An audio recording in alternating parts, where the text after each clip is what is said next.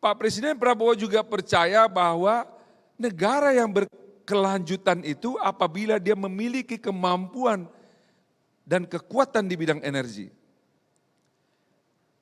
Bapak Ibu sekalian mungkin tidak tahu bahwa hari ini kita LPG kita mengimport, gas kita import. Padahal sumber resources kita banyak, selama ini tidak kita konversikan. Makanya kita mulai membuat program hilirisasi.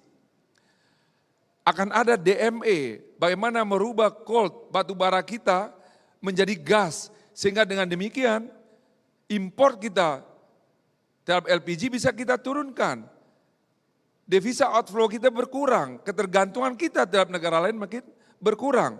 Cukup tidak kita merubah juga bisnis modelnya daripada perusahaan gas negara kita, PGN, Pertagas. Hari ini mereka dirubah bisnis modelnya tidak lagi main di hulu, tetapi main di midstream dan di downstream. Kita akan melakukan distribusi gas ke rumah-rumah. Dengan distribusi gas ke rumah-rumah itu gas milik kita sendiri, kita punya macam-macam. Kita punya LNG, kita nanti punya DME yang berbasiskan batu bara, disalurkan oleh perusahaan-perusahaan kita sedang melakukan trial di Batam, melakukan pipanisasi ke rumah-rumah. Efeknya apa? Subsidi kita semakin berkurang, import kita semakin berkurang, devisa outflow kita semakin berkurang.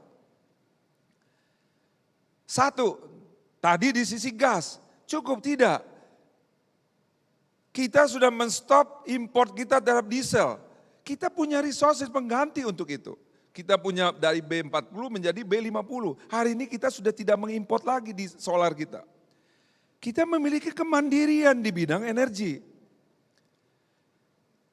Begitu juga di gasolin lainnya. Kita sedang melakukan menambah dan menanam, ya, baik itu jagung maupun ubi, akan kita konvert menjadi etanol.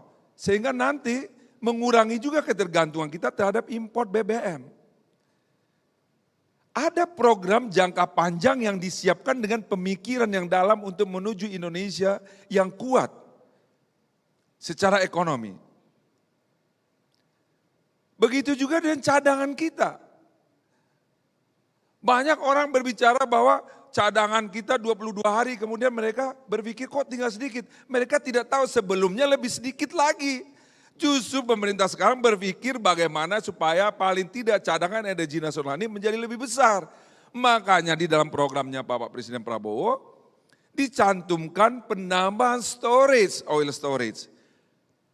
Besok kita akan melakukan groundbreaking terhadap kilang kita. Jadi mesti tahu dasar belakang dan apa yang terjadi sebelumnya sehingga kita bisa mengambil penilaian. Kalau kita tidak tahu kemudian mengambil penilaian, kita menjadi keliru.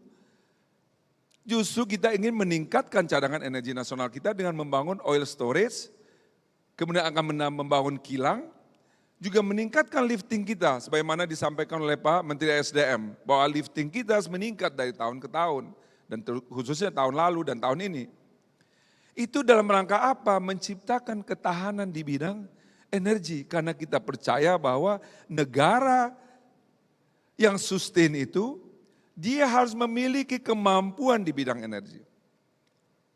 Kita punya sumber yang cukup banyak.